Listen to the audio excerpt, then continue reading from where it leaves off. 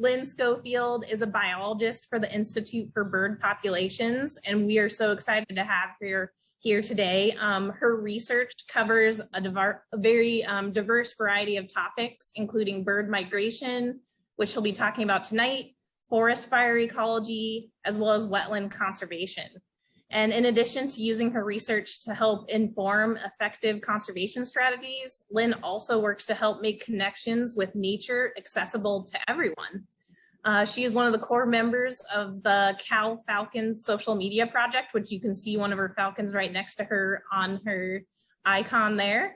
And she's also a longtime volunteer for the Golden Gate Raptor Observatories. And Lynn recently relocated to snowy Syracuse from beautiful California. So we are excited to have you here and excited to hear your wonderful talk. Have at it, Lynn.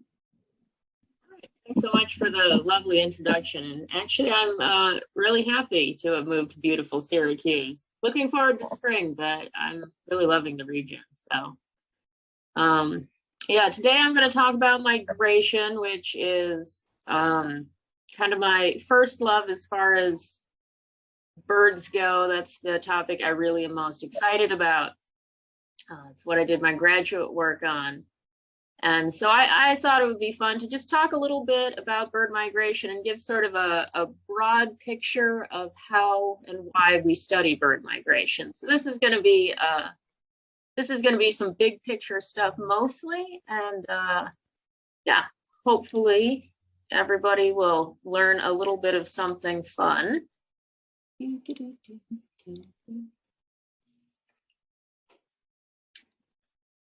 Okay, there, y'all see that? Doing good?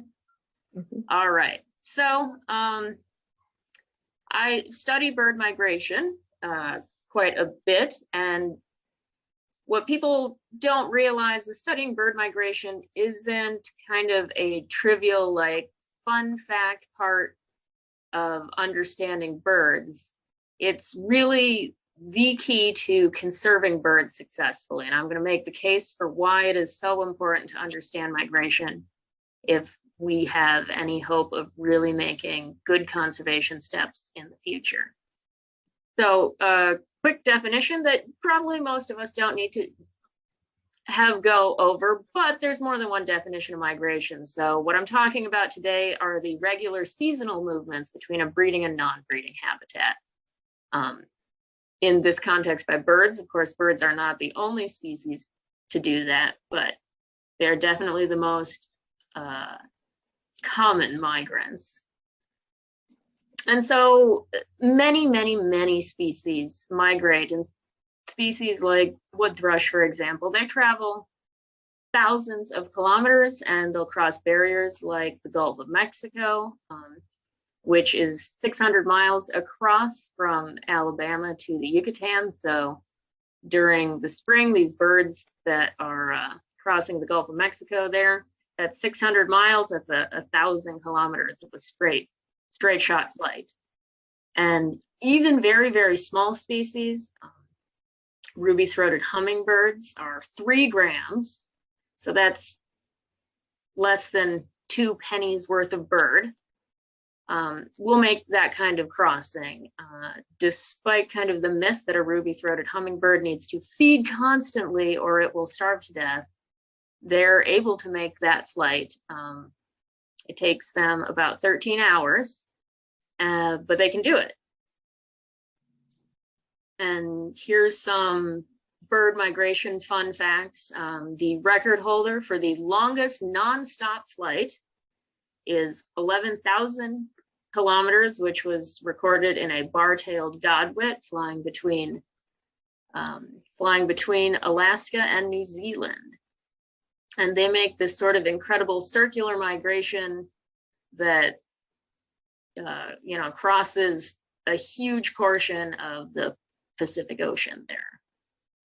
And then Arctic tern holds the record for the longest distance between breeding and wintering habitats. So they breed in the Arctic Circle, they winter in the Antarctic, which means that's about 20,000 kilometers each way. They fly 40,000 or more kilometers every year of their lives. And this is a species that can live 10 or more years easily. And so that's a good distance to the moon and back. So despite the fact that there are a lot of migratory birds, that this is a commonly observed thing, the cost of migration for a bird is really, really high. During migration, the daily probability of dying is 15 times higher than it is for the rest of the year in some birds. This is based on a study that was done on blackpoll warblers, where they found a 15 times higher mortality during migration. Another case study where they looked into this was the willow flycatcher, and their mortality for each month during migration was about 8%, whereas while they're on the breeding grounds, it's about 1%. So that's 8 times more than what the breeding birds face in. And migration isn't just dangerous for the little birds that, you consider to be at risk because the fat stores and the amount of energy they need to expend to make these large flights. It's also true of big birds too. So this case study that was done was with a black kite. They were looking at black kites that they were tracking with satellite GPS transmitters.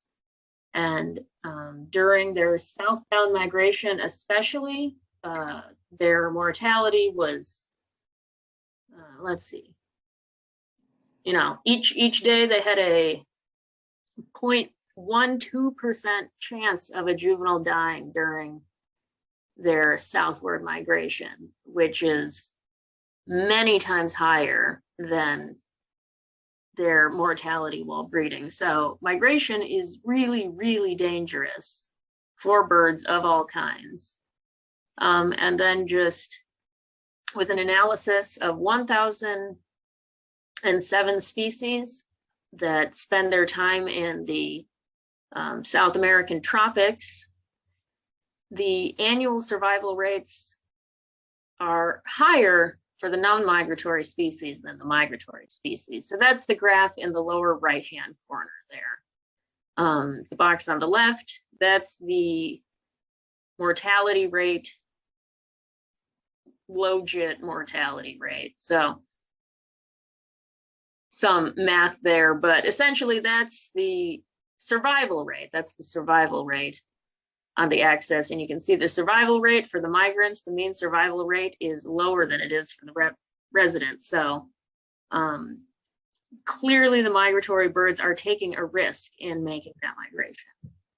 But despite all of that danger, migration is incredibly common. 2/3 of the songbird species nesting in eastern North America, 2/3 of the songbird species that you see every day during the summer spend their winters in Central and South America. So that means 2/3 of songbird species are risking this 15 times increased mortality or more to get between their summer habitat and their winter habitat. So if it is so risky, why migrate? And the answer, I think people know pretty intuitively, but the availability of resources varies a lot over time and space. High latitudes have very high productivity in the summer and low in the winter. So of course, it's worthwhile to be at high latitudes during the summer, even if you can't be there in the winter. And wintering at high latitudes has a lot of physiological and behavioral adaptations that are necessary. Feather growth and feather morphology, you need to have fluffier feathers. You need to time your molt such that you have enough resources to also get through the winter. Birds living through a harsh winter at high latitudes have different metabolic strategies. They'll have different foraging strategies. You'll notice the happy chickadee there on a deer carcass. They will switch to a more carnivorous lifestyle. during the winter. Social behavior is something that happens. And so that little very blurry picture there is one of the rare pictures that has been taken of gold-crowned kinglets huddled together during the winter in a group on a cold day. And so this is an observation that Baron Heinrich, the great naturalist, had made, that the way that such a tiny-bodied insectivore is able to make it through long winter nights is by huddling with others of their kind. And even some birds are able to go into torpor for periods of time. But that's a lot of adaptations that a bird needs to be spending their lives over winter at high latitudes. But, you know, so why not just spend your time in the tropics then? Why even bother going to the high latitudes? The issue is that tropical regions, because the weather's good all of the time, they have a higher density of wildlife and a lot more competition.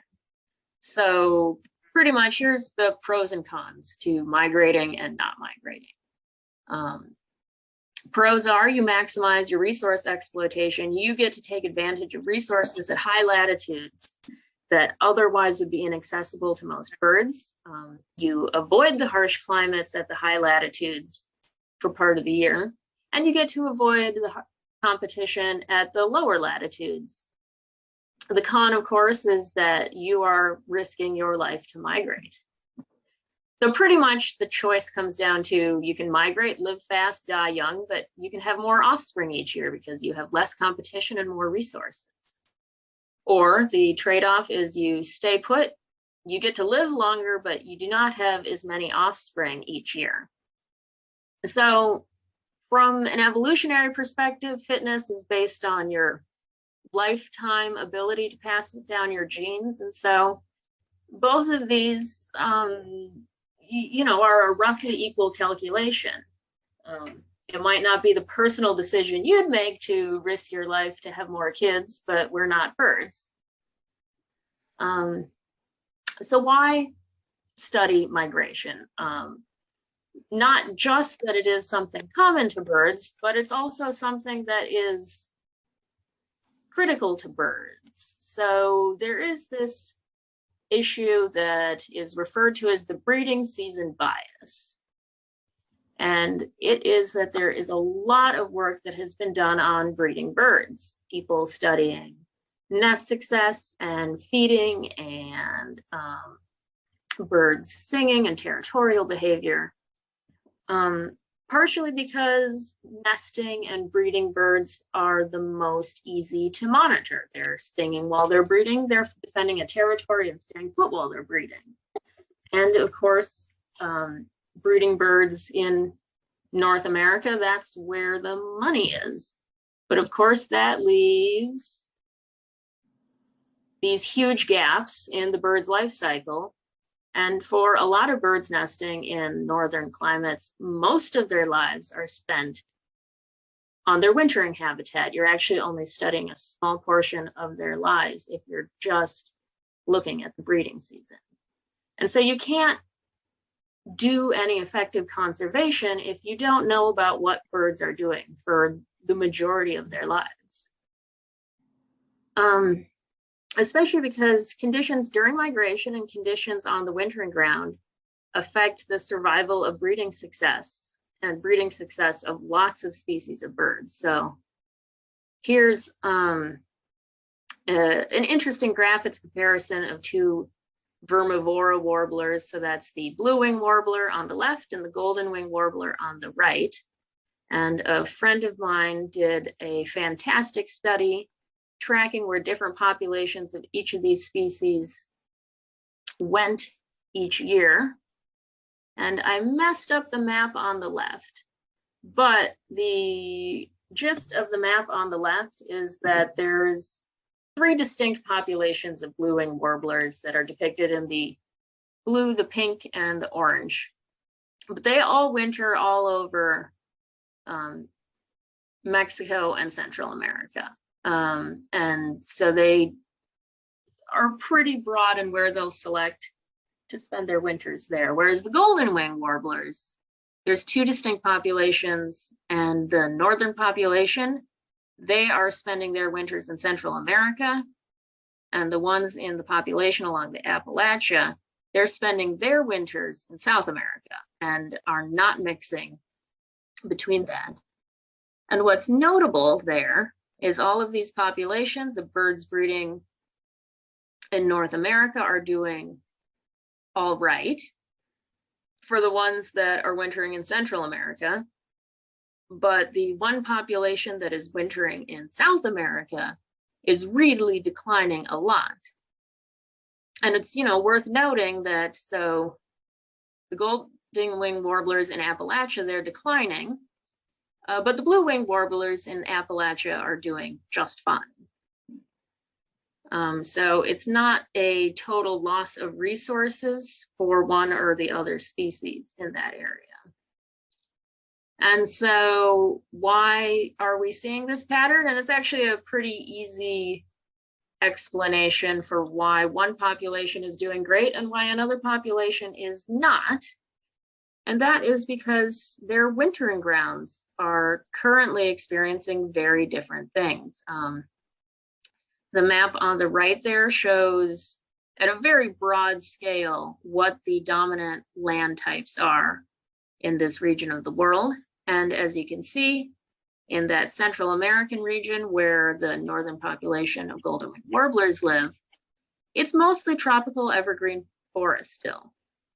But where that Appalachian population is living in northern South America, a lot of it has been converted into pasture land now. So a huge amount of the wintering grounds for the golden wing warbler has now become pasture land. So without having understood that connection between the breeding grounds and the wintering grounds, we would not have understood what might be going on with those birds. So you need to study every part of the bird's life cycle. That means we need to study migration and the connection between summer and winter habitat that migration creates. So how do you study bird migration and connectivity between summer and wintering habitats? And so just as a very brief slide to overview how slow it was to understand bird migration, it's notable that well into the early modern era, many people believed that birds hibernated underwater alongside fish. And so that's what the upper woodcut is depicting, is fish and birds being caught in a net. And this is partially based by the fact that swallows will spend a lot of time, especially during the fall in Europe, gleaning insects from the surface of water. And it kind of seemed like perhaps they were also getting ready to dive into the water and bury themselves in the mud. People also made reference to birds flying to the edge of the world to battle demons, which is closer to the truth than the hibernation hypothesis for sure. And then another popular hypothesis as to where birds went during the winter is that just one species changed into another. One example that was brought up a lot was the European redstart and the European robin. And you would never see both these birds in the same place at the same time. One is a wintering resident and one is a summer resident of Northern Europe. But people assumed it was just a matter of the one bird was the winter version of another, which is actually a really reasonable conclusion to come to for people who are familiar with, for example, goldfinches. If you did not know already that, the bright yellow goldfinch was the same thing as the winter plumage of a goldfinch, you might think that they're different birds. Or if you didn't know that those two were the same, you might think that other birds are doing that too. And it is actually storks found with spears in Europe, with spears in them flying through Europe, that people started to realize that birds were migrating. The birds were actually crossing entire continents each winter, not hiding in the mud or changing their plumage. And so this is a specimen that exists of a stork that was found in Germany with an arrow made of African wood. And they identified which tribe it belongs to. I really don't remember, but it very clearly connects the fact that that stork that was found alive in Europe, I don't know how it was found alive like that. Birds are tenacious, clearly, but it was found alive in Europe with evidence that it was in Africa. And so, as someone mentioned in the comments, the first bird band, and exactly, pretty much, those storks are what led to bird banding as we know it. And here's a couple pictures of friends of mine happily banding birds. A shout out to, on the left, the Santa Cruz Predatory Bird Research Group, which I collaborate with a lot. So bird banding is the kind of the oldest way we have of studying migration, aside from simply looking at birds. And so a quick primer about bird banding, because I think most people know what bird banding is, but I won't make assumptions. Birds are captured most commonly using mist netting techniques. That's what's used for trapping most passerines, is passive mist nets that have this very fine mesh that birds will fly into without necessarily noticing them.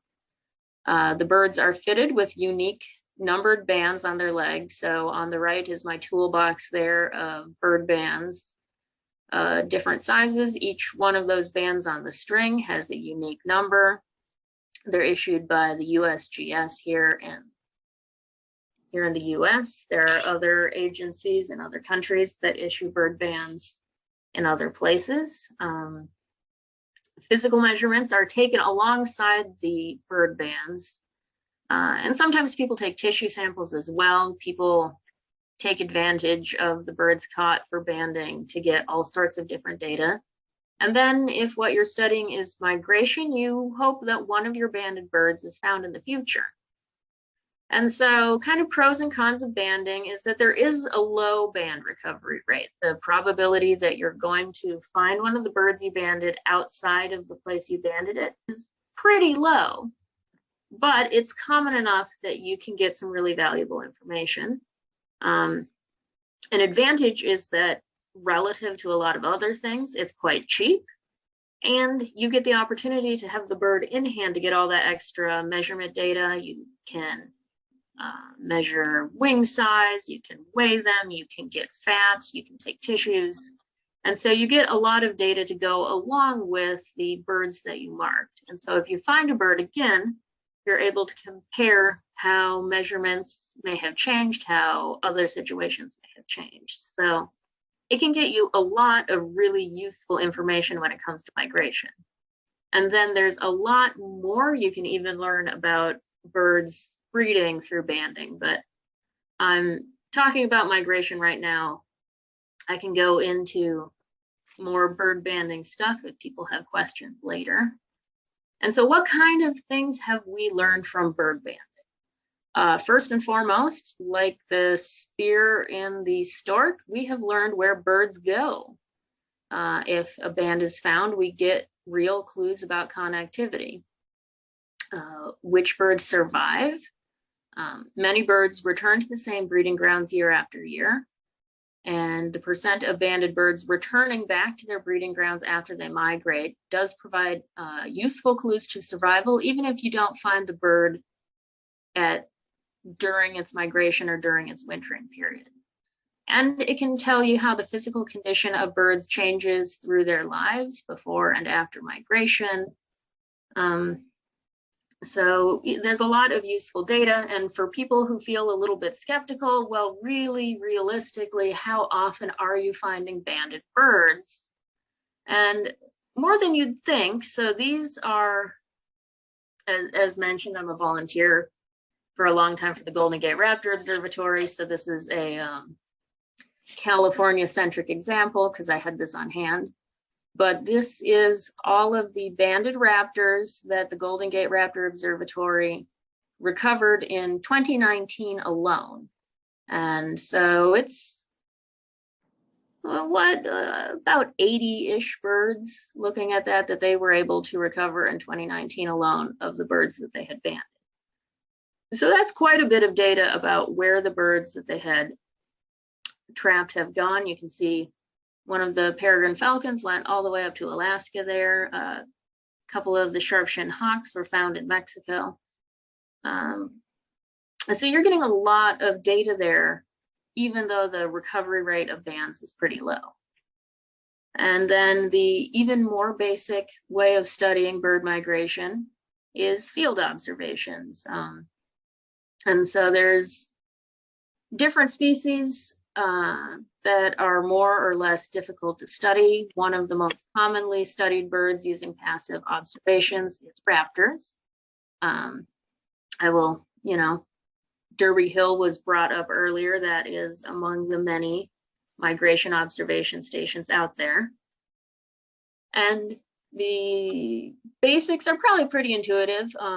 Birds are observed at known flyways where birds regularly migrate. So these are locations in a fixed position where birds migrate through regularly.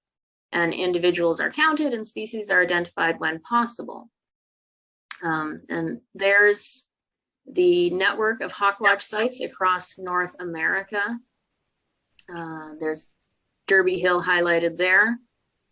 And this seems like very basic information that you're getting. It doesn't have the complexity of bird banding or getting connections between places, but what can we learn from migration observations? And there's actually a lot we can learn.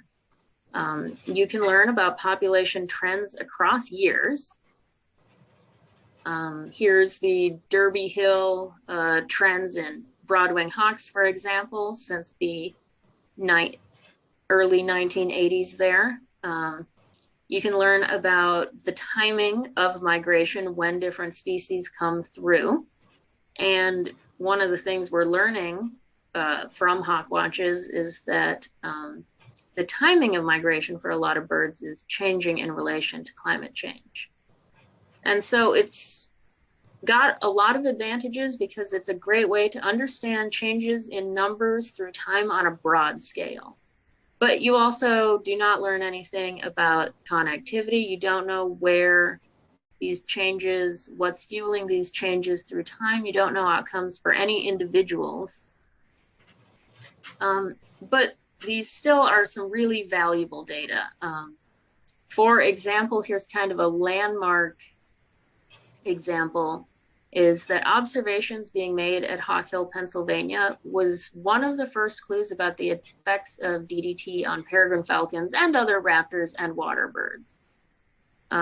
So Hawk Mountain started counting raptors in the early 1930s. DDT was introduced in the mid 1940s. So there was 10 years or so of counting before DDT was introduced into the system. And where DDT was introduced is where declines in raptor species started. And so Rachel Carson herself did indeed visit Hawk Mountain, Pennsylvania, had a relationship with them, and did contact them while she was researching silent spring and the effects of DDT, and used these data as one of the pieces of evidence in making her case about the pesticide's effects on birds. Because this pesticide became very prevalent very quickly once it was introduced. It became overused for pest control. And that overuse was causing greatly reduced reproductive success in any birds that were reliant on a food web that originates in the water. And the very same Hawk Mountain data has told the story of the success in recovering peregrine falcons through time. And so here's the peregrine falcon counts between the 1960s and mid 2000s with some key landmarks in time. So Silent Spring was published in 1962, I believe. DDT was banned just about a decade later. And between Silent Spring and DDT's banning, peregrine falcons declined incredibly. They continued their decline until reintroduction efforts happened.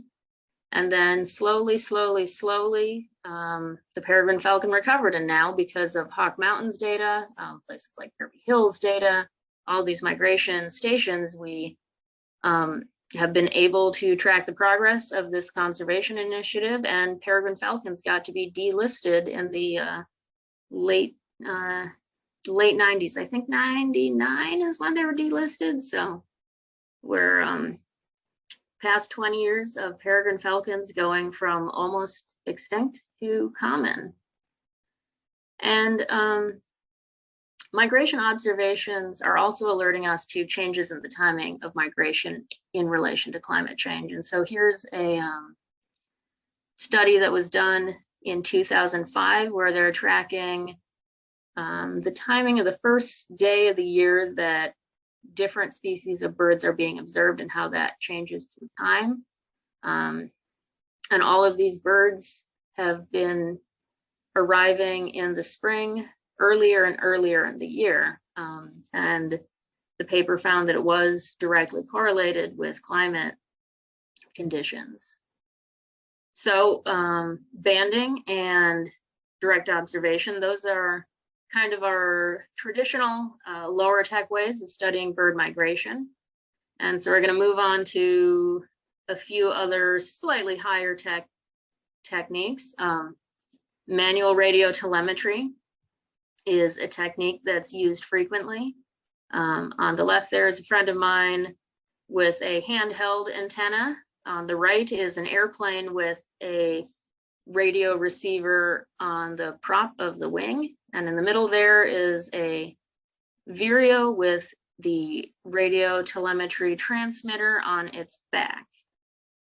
And so kind of the basics of how radio telemetry works, it's pretty intuitive. So birds or whatever thing you want to be tracking is fitted with just a tiny radio transmitter, and that radio transmitter pulses at a unique frequency. And that frequency can be picked up on radio antennas.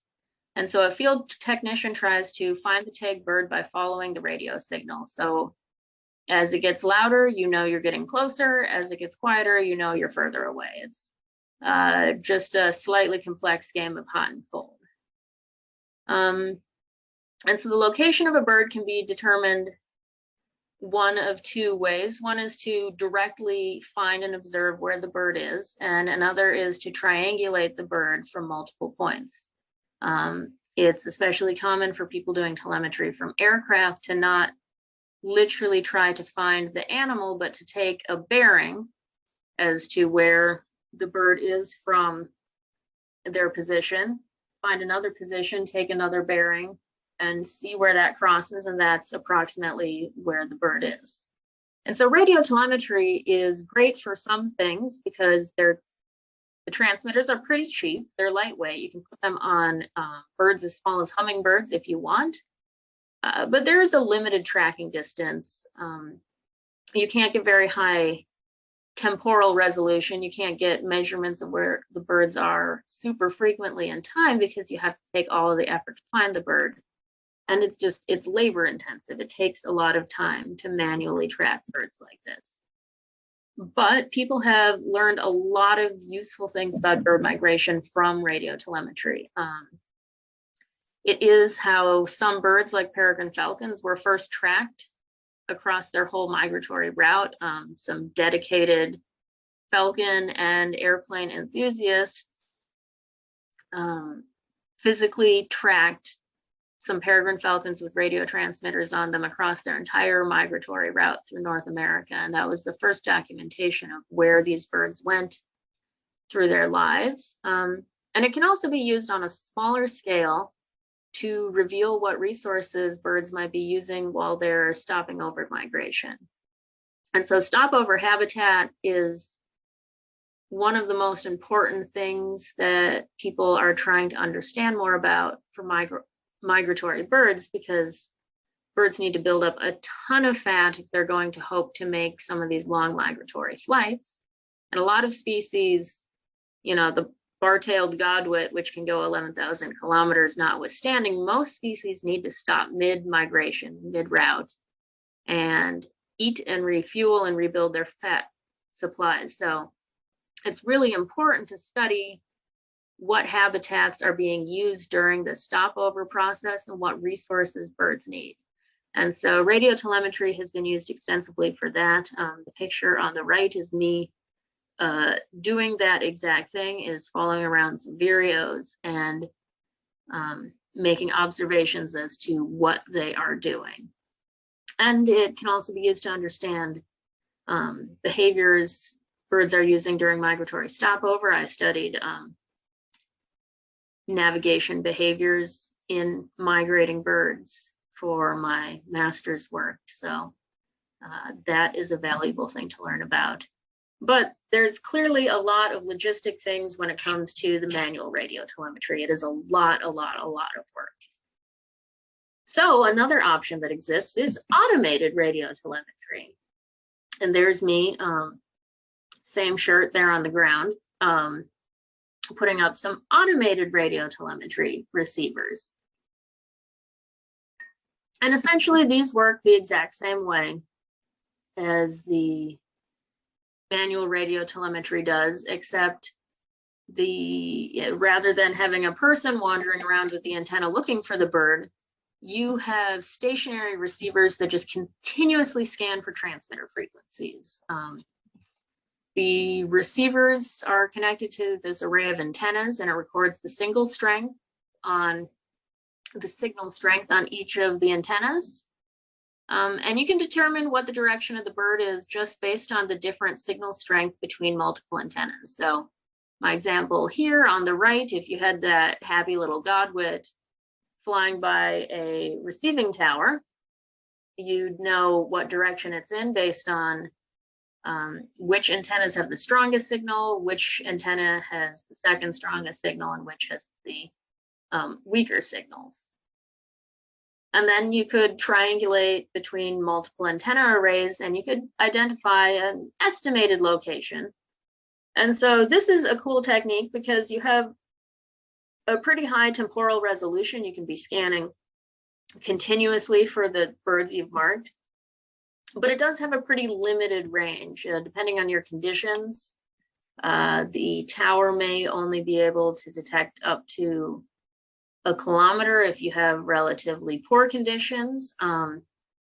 Here where I'm setting up these towers right in the Yucatan Peninsula, it is flat as a pancake there, and then there's an ocean ahead of you and very little electromagnetic noise in that area. So these receivers actually could receive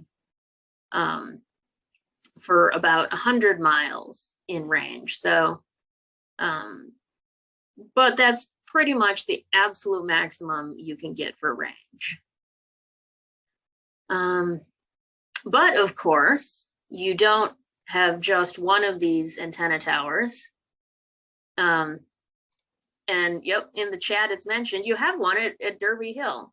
And so the issue of limited range when it comes to automated telemetry is that there is a network of these radio telemetry stations that is all over the world. Most of them are in the northeastern US, but it is a really cool system because all of the towers are tracking all of the radio tagged organisms within the system. So if you are studying something, here in central New York, even if your species of interest has ended up straying way further away than you ever thought it would and is now suddenly down here in Nicaragua, you would get the data about that because it would be picked up on the other members of the MODIS network's towers. And so that gives you a much bigger coverage. It allows a lot more data than any independent researcher could possibly get. And so what kind of things have we learned from automated radio telemetry? And the study I'm going to highlight here is my own study. It's a study that we did tagging birds. This study was done pre-MODIS. So these are all our independent stations that we set up. But we set up stations in Alabama and stations along the Yucatan Peninsula, and we were banding birds down in Mobile Bay. We were able to track which direction they left in for a distance as they left southern Alabama from the 4 towers that were set up around Mobile Bay. And then we were able to detect where and when they ended up if they got to the Yucatan Peninsula. And we found that survival for the migratory birds is affected by weather, fat stores, and migration date. Both survival and how long it took to make the crossing were affected by these things. Birds will change their migratory route when conditions are poor. Some birds did end up choosing to go around the Gulf of Mexico rather than through the Yucatan Peninsula. And we kind of have found now that the weather conditions that aid in successful migration are becoming a little less common as a result of climate change. So that's one of the uses that you can get from this automated radio telemetry is pretty broad scale spatially information about very tiny birds that can only have very tiny tracking devices on them. And then radar is a pretty notable method that people have used to track bird migration. And on the right is what the bird migration data looks like during October when sensed by radar. And as you guys may or may not know, passerines typically migrate at night. The vast majority of songbirds migrate at night to take advantage of stiller air that is typically in the nighttime. And so what you see is that as birds are taking off for migration, just a ton of them are being detected as they all take off, and then the number being detected on the radar subsides. So the basics of how that works is pretty much what researchers are doing is taking data that would be thrown out and considered to be noise by people looking at weather from the radars. The algorithms that are used to take this noise data out specifically cue in on returns that are characteristics of bird based on the size and movement pattern. So that diagram on the top radar is essentially just sending out pulses of infrasonic sound waves, which will bounce back off of things that it hits. So if it's something small and moving, it's a bird. And so this data can show you the location where birds are taking off from. It can give you the timing both during, across the evening, as well as the timing, across the year that bird movements are happening. And it can show you the density of bird animal movements at a large scale, but it cannot be used to have any knowledge about what species or individuals you're seeing, where these birds came from, or where these birds are going. And so pretty much what you're measuring is the biomass in the air at a given time. But we've learned some really important stuff from radar data. This Rosenberg et al. Paper is a famous paper. It's the one that documented the estimated loss of 3 billion birds in North America. And from radar studies, they found absolutely huge declines in birds, bird biomass seen in the eastern US since 2007. And so you can see the graph, top graph on the left, that just shows you over the course of that 10 years, the drop in biomass across the country, and then especially that drop in biomass is occurring along the Mississippi Flyway and the Atlantic flyways. And so then another interesting technique for studying bird migration is stable isotope analyses. And this is the least intuitive one of the study techniques that I kind of talk about. But to try to sum it up as best I can and most succinctly as I can, is that all molecules come in different isotopes. Hydrogen typically comes in a form where it has one proton and one electron. Pretty simple, but there is also a heavier isotope that is where there's a proton and a neutron together with a single electron. And so that is a heavier isotope of hydrogen.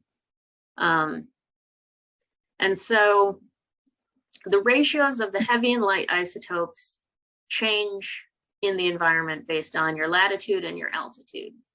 The heavier hydrogen in water and the heavier oxygen in water will precipitate out sooner, which, you know, it's kind of intuitive that the heavier molecules fall out first. And so you end up with sort of a gradient of the ratios of these isotopes across a landscape.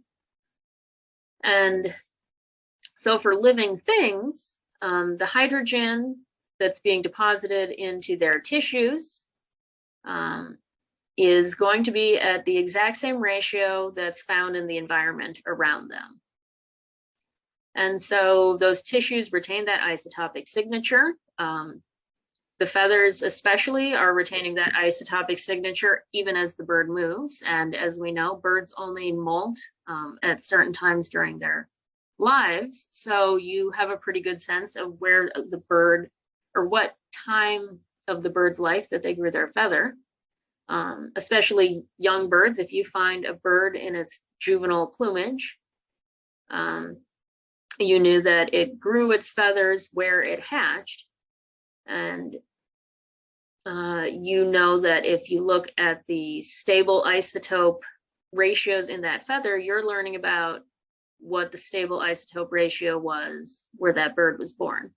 And so this, you know, is cool because it can be done with birds of any size. It takes, you know, very little tissue to do such an analysis, but it really only gives you a very coarse spatial scale. The map in the lower right pretty much describes about the scale that you're able to get. You can tell if a bird is, if you happen to be in Mexico, you can tell if a bird is closer to the coast or more inland. If you happen to be in North America, you can get an idea of how far north or south a bird is, but there's a lot of fuzziness there. Which the reason though that is very useful is that not only can it be done for birds of any size, but it means that you can actually get a sense of where birds were breeding from individuals that were captured at any point in their life cycle, birds that were captured during migration, birds that were captured in the winter. And a lot of times the data that you get is the other way around. Usually for a lot of techniques, if you're trying to figure out connectivity, it's easier to have the bird and start tracking the bird at its breeding grounds because you know the bird will come back to its breeding grounds. A bird that you catch during migration, you're never going to get back again unless, you know, absolute, the stars align. And so then on the totally other end of things from stable isotope analyses is GPS tracking. Now I think This technology is probably the most intuitive to a lot of people because essentially people are using it every day on their cell phones. You are putting a GPS transmitter on a bird and it will give you the exact coordinates of where that bird is at some predetermined interval.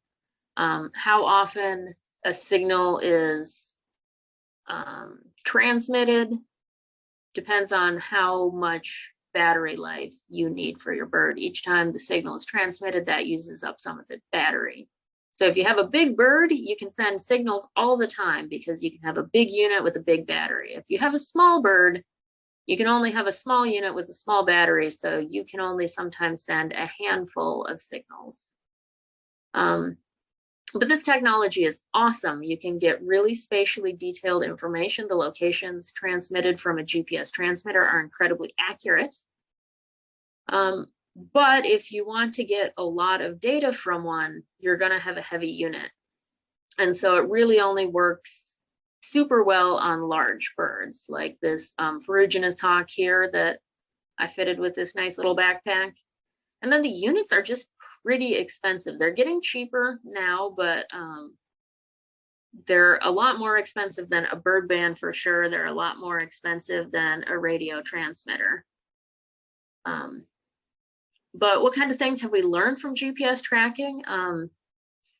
The GPS tracks are what have revealed some of those amazing feats of migration that I kind of mentioned at the beginning of the slide.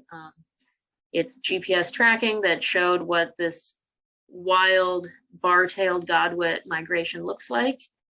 And it reveals the habitat use from birds throughout an entire year. Since it gives you such detailed locations, you can actually go and look at exactly what habitat the bird's using during each phase of its life cycle. That means you can get information about where it is during migration, what sort of habitat's using there, where it is in the winter, and what habitat's using there. So it's a ton of great data. And then the last technology I'm going to highlight is actually the technology that was used for the study that I referenced here in the beginning, and these are light level geolocators. And so that on that little blue winged warbler backpack is a geolocator, and this looks visually a little bit like those radio transmitters, but they are a totally different thing. And so what they're made of, they have a little battery, a little computer chip, a light sensor, and something to hook it up to a computer. And you put it onto the bird like a little leg backpack there, and you try to figure out where the bird is using just information about light. And so this little geolocator device, all it does is detects light and records how much light the bird is being exposed to at any given time. And that on the surface doesn't sound super useful. You just know how much light a bird is seeing, but you can actually figure out a pretty good location of a bird based on the day length and the time of sunrise and sunset relative to an internal clock. So if you have a longer day length during the winter, you know that your bird is at a certain more southerly latitude. And you know, the time of noon tells you the local time for that bird. So that gives you longitude. So you can get a decent estimate of latitude and longitude for pretty much daily. You have a daily estimate of latitude and longitude. But the glaring issue there is that during the equinox, you actually have no idea what the latitude of the bird is because the day length is the same everywhere. But for much of the year, it's a pretty useful technology. The other glaring issue, of course, is if the bird happens to be a species that spends a lot of time very low in like shrubland. You're not going to get very clear readings of sunrise and sunset. But the awesome advantages is you do get a location estimate for the bird every day. They're really light, so you can use them on very small birds. This blue-winged warbler here that weighs about 9 grams. Yeah, so it can give you a lot of useful information, and it is what was used, for example, to get this understanding of the migratory connectivity, so the connection between breeding and wintering grounds for these species. And it's been used for quite a few different species. And it's the technology that was used to help kind of start understanding what's causing declines in birds in North America that seem like they're reasonably successful on their breeding grounds. So what's the big picture from all of these technologies? What have we learned?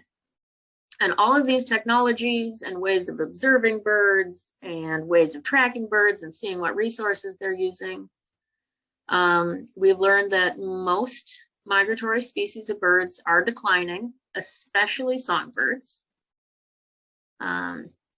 We've learned that many raptors, however, are making a comeback, and that is pretty much due to successful environmental legislation, banning the overuse of specific pesticides, DDT.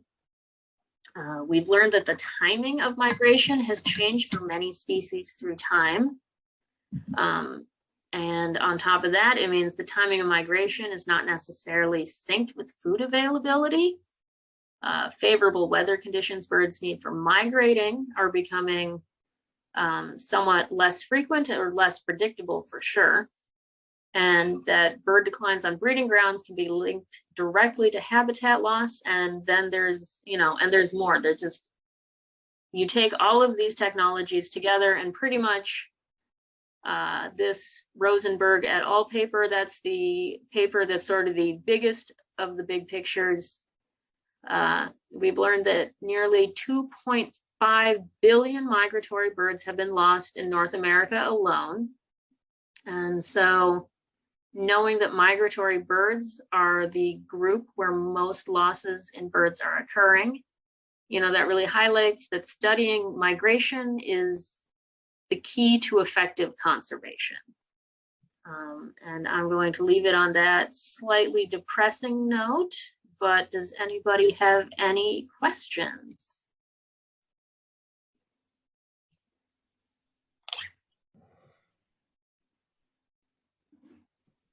Wow, thank you so much, Lynn. That was a wealth of information.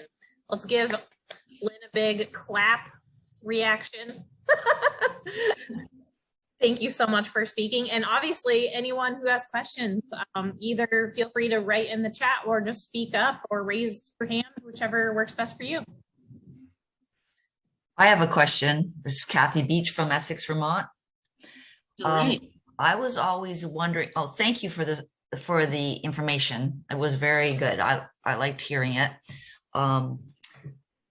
One thing I was wondering was, I always wondered how little hummingbirds know when to fly south, when to migrate. And it's usually like almost the exact day.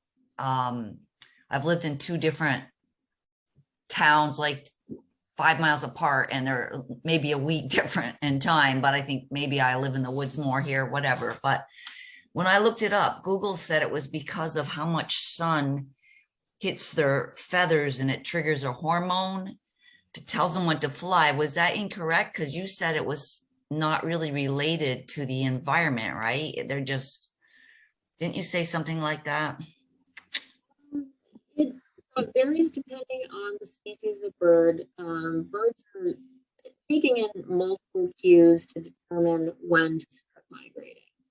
And so they'll make the decision to leave their breeding ground in the first place, usually based on, I'm muffled. I'm told I've been muffled. When it comes to most small migratory birds, they're making the decision to leave their breeding grounds based on day length. But although that is what triggers the decision to start getting ready to migrate, it gets them into the physical condition they need to migrate.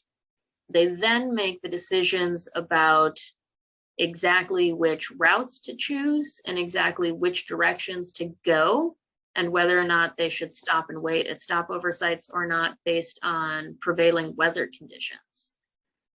So day length is what tells them they need to go, and then weather conditions helps them refine exactly what strategy and the details of that.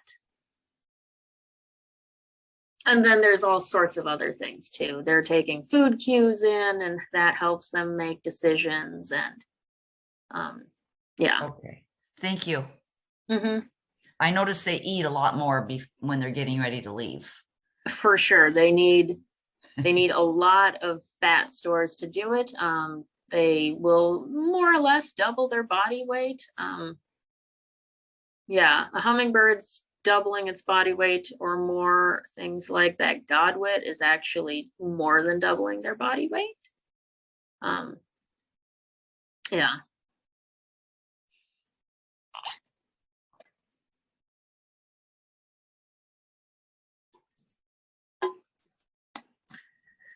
Lynn, I was wondering if maybe you could speak a little bit about stopover locations and how that impacts maybe migrating strategies and success. Yes, I can. So stopover locations, that's what I did my graduate work on. So stopover locations are the most poorly studied bit of bird migration ecology, just because stopover locations are relatively small areas of use that are really only used for many birds a day or less to refuel. But what we do know about stopover locations is that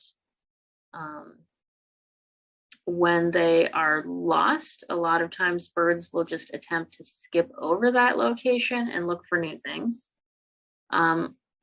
We also have learned that if birds arrive at a stopover location and they're not successful, they all sometimes actually move north in search of different stopover habitat. But yeah, stopover habitat productivity is one of the big determinants of migration success, especially because stopover is where most of the dangers actually are for migratory birds. The danger isn't that flight across the ocean. If you have good weather, you'll make that flight across the ocean. It's while you're at stopover looking for food, you're going to get eaten by a hawk. So stopover habitat is where the mortality comes from, is stopover habitat that's not sufficiently safe or does not have a sufficient amount of food to refuel. But stopover habitat receives no conservation effort in most of the world. Nobody targets stopover habitat for most species most of the time.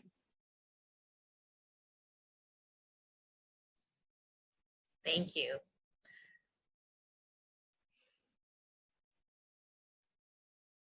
Anybody else? Now's your chance to ask the expert all your burning questions. I know we all have them.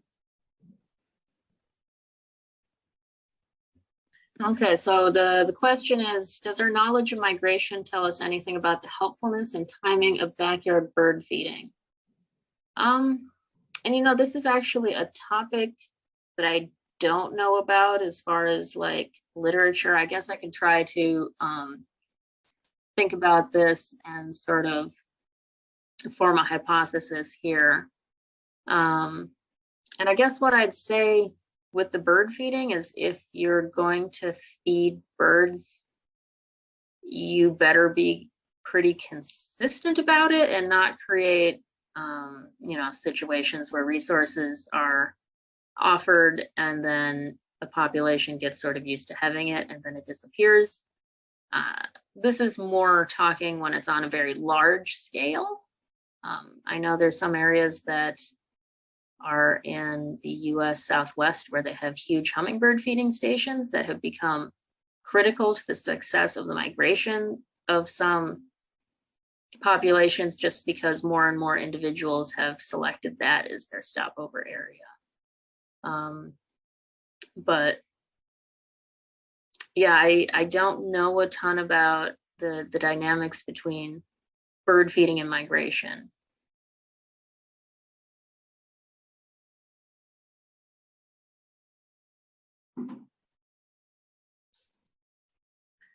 All right, well, thank you. And this is absolutely fantastic. As a biologist myself, I learned so much from you still. So thank you so much for speaking in a way that everyone could understand, from those that are knowledgeable to those that this maybe is a new topic. So thanks for joining us, and thank you everyone for coming, and hopefully we will see you at our upcoming meeting, and as well as up on Derby Hill. Yeah, I'm planning to come out to Derby Hill sometime soon. I'm missing some of that hawk watching action, so I'm excited to check it out. Well, if you ever want to take the leap back into bird banding up there, we don't have any banding action, so we could always use someone who wants to do something. Raptor or passerin? Both of them. I need a few banding people if we're going to try to band any raptors out there. Yeah. That's a bit of an infrastructure thing. For sure. I know I've been to Braddock Bay, and it's really cool to watch them do it out there. Yeah. A question about raptor banding. How do you catch them? All right. So that is one of the most common questions I get about that. So there is kind of a variety of techniques that are used in combination for trapping raptors, and they're all based on old falconry techniques, as it happens. So fun fact about falconry: if you're a falconer, the birds you want are young migrating birds. So these are birds that are old enough to not be imprinted on you, but young enough to be idiots, and you're able to help them like improve their hunting and improve their survival. So all of these techniques were initially developed by falconers. But so the primary traps you use are dogaza nets, which are a little bit like a mist net, except that they are kind of a curtain that falls rather than a fixed net. So if a bird hits that net, it will collapse and capture the bird pretty effectively. And you need to have an actual lure of some kind to bring the raptor to these passive nets. What is typically used for a raptor migration station is a pigeon. So the pigeons are outfitted in little leather vests, and their little leather harnesses are connected to a little line, which is connected to a bird blind, where the raptor bander is sitting in the bird blind, gently hugging the pigeon a little bit, getting the hawk's attention, which will, hopefully notice it, want to come check out what's going on, and fly into that dogaza net. And then you have, as a backup, a bow net, which is a net that lies flat on the ground that opens up and can be triggered to close over the bird. And so you use a combination of those two things. You can also employ a bunch of other kinds of techniques as well. You can use mist nets. For owls, you can actually draw them in rather than having a live lure. You can have vocalizations draw birds in. You can draw in diurnal birds with a fake owl. They'll come check things out if they see a fake owl. And people have experimented using little robotic pigeons, so you don't need a real pigeon with mixed success. I've been trying to convince people to try it again, because when it was tried, it was like the mid 90s, and I think you could design a much better pigeon robot nowadays than you could have in the 90s. So Yeah, I feel kind of bad for the poor little pigeon. yeah, it's a bit of a weird life to live as a pigeon, although the pigeons are they're not bait. They're not meant to be attacked or eaten by the raptor. They're a lure. So I've banded raptors for years and years, and I can go entire seasons without a pigeon getting significantly injured. So Just their blood pressure, you know? yeah. And it does depend on your skill as a raptor bander, how, you have to be paying close attention to band raptors. Yeah. Yeah, that's very interesting. I'd love to see that sometime. Yeah, I don't know where has raptor banding stations in this region, but a few places out there will occasionally do demonstrations, but most of the time it's a little hard to Yeah. to visit these places.